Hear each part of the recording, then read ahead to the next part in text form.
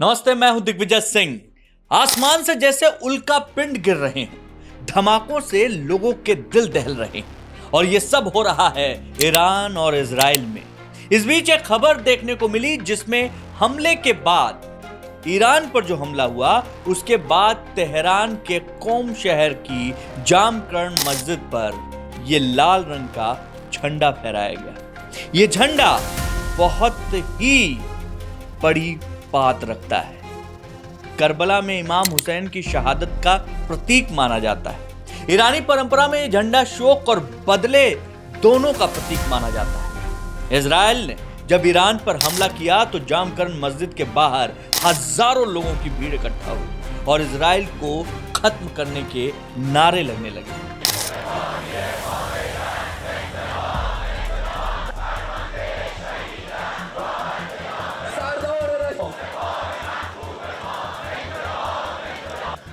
जामकरण मस्जिद पर लाल झंडा लहराने का अर्थ इजराइल से बदला लेना है। ईरान के प्रमुख अयातुल्लाह खमेनेई इजराइल को हमले का जवाब देने से इसकी पुष्टि भी हो गई है। शोक और बदले का प्रतीक माना जाता है ये लाल झंडा। जामकरण मस्जिद पर लाल झंडा आमतौर पर मुहर्रम के दौरान फहराया जाता है। मुहर्रम हजरत अली की करबला की जंग में शहादत की दुखद याद के तौर पर मनाया जाता है, लेकिन कई ऐसे मौके भी आए जब मस्जिद पर लाल झंडा फहराया गया। जामकरण मस्जिद पर जनवरी 2020 में पहली बार ये जो झंडा था वो इस्लामिक रिवॉल्यूशनरी गार्ड कॉर्प्स के कमांडर कासिम सुलेमानी की हत्या के बाद फहराया गया था। सुलेमानी को इराक में अमेरिका ने ड्रोन हमले के दौरान मारा था।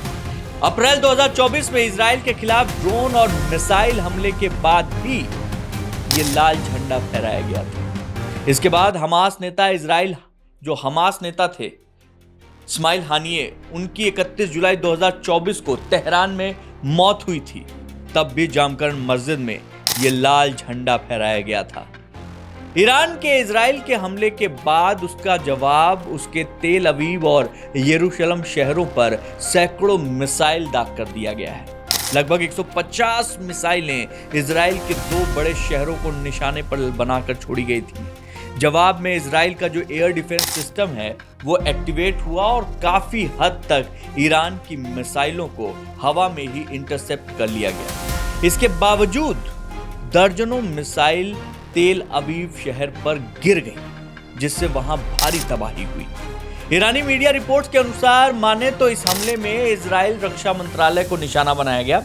इस हमले में कई नागरिकों की मौत हुई और 43 के घायल होने की सूचना है। इजराइल ने कहा कि इजराइल ने इस पे जो अपनी टिप्पणी दी है और उसने कहा है कि इसमें जो उनका एयर डिफेंस सिस्टम है उसने बहुत सारी चीजों को रोकने का काम किया है। वैसे इजराइल ने जो अपना ऑपरेशन राइजिंग लॉयन नाम दिया है जिसको, उसके तहत ईरान के आधा दर्जन परमाणु और मिलिट्री ठिकानों पर हमला किया था। पहले ड्रोन से ईरान के एयर डिफेंस सिस्टम को तबाह किया गया। इसके बाद इजरायली फाइटर जेट ईरान में घुसे, अपने टारगेट पर हमला किया। इस हमले में ईरान के 6 परमाणु वैज्ञानिक और आर्मी के 20 से ज्यादा अधिकारी और नागरिक भी जान से हाथ धो बैठे। जो जिन जगहों पर ईरान की जिन जगहों पर इजराइल ने जो हमला किया है उसमें जो मेन शहर हैं उनके बारे में जानते चलिए। पहला, तेहरान। ईरान की राजधानी है तेहरान। यहाँ हमला करके इजराइल ने यह संदेश देने की कोशिश की कि उसके इरादे बहुत खतरनाक हैं। तेहरान में ईरान के प्रमुख नेता अयातुल्लाह खमेनेई रहते हैं और इस्लामिक रिवॉल्यूशनरी गार्ड कॉर्प्स से लेकर कई महत्वपूर्ण अधिकारी यहीं रहते हैं। नतांज ये दूसरा शहर था जहां इजराइल ने हमला किया था। यहां ईरान का परमाणु फैसिलिटी सेंटर है। यह शहर तेहरान से 250 किलोमीटर दूर है और इजराइल का दावा है कि यहां 9 परमाणु बम बनाने लायक प्लूटोनियम मौजूद है और यह सेंटर जमीन के अंदर और बेहद मोटी दीवारों के अंदर है। हालांकि दावा है कि इसे भी इजरायली हमले से नुकसान पहुंचा है। तीसरा शहर, अराक। ईरान के परमाणु कार्यक्रम का मुख्य केंद्र यहां हैवी वाटर रिएक्टर है। इससे परमाणु हथियार बनाया जा सकता है, इसीलिए इजराइल ने यहां भी अटैक किया है। चौथा, इस्फहान। यहां परमाणु फैसिलिटी सेंटर और एयरबेस दोनों हैं। इसके अलावा हथियार बनाने की फैक्ट्री भी है। यहां कच्चे यूरेनियम को गैस में बदला जाता है। यहां हमले से ईरान की ताकत को कम करने का प्रयास किया गया है। करमनशाह, पांचवी जगह। यह जगह इराक की सीमा के पास में है और अक्टूबर 2024 में ईरान ने इजराइल पर इसी बेस से हमले किए थे।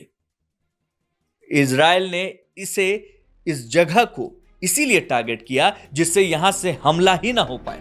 यहां यूरेनियम कन्वर्जन फैसिलिटी सेंटर भी है। और छठी जो जगह थी वो है तबरीज।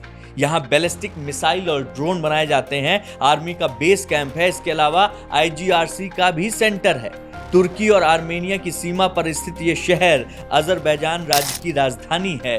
ईरान के जवाबी हमले की ताकत को कमजोर करने के लिए यहां पर हमले किए गए थे। अब आप ये भी जानते चलिए कि जो मस्जिद है, जामकरन मस्जिद, वो क्यों खास है ईरान के लिए, जिसके ऊपर ये जो लाल झंडा फहराया गया उसके बारे में बातचीत होनी शुरू हो गई है। ईरान के कौम शहर में जामकरन मस्जिद है। कौम ईरान का 7वां सबसे बड़ा शहर है और ये मस्जिद शिया मुस्लिम समुदाय के लोगों के लिए एक महत्वपूर्ण इबादतगाह है। बहुत ही खूबसूरत वास्तुकला इस मस्जिद की खासियत है। नीले और हरे रंग के गुंबद और इसकी मीनारें बहुत खूबसूरत है।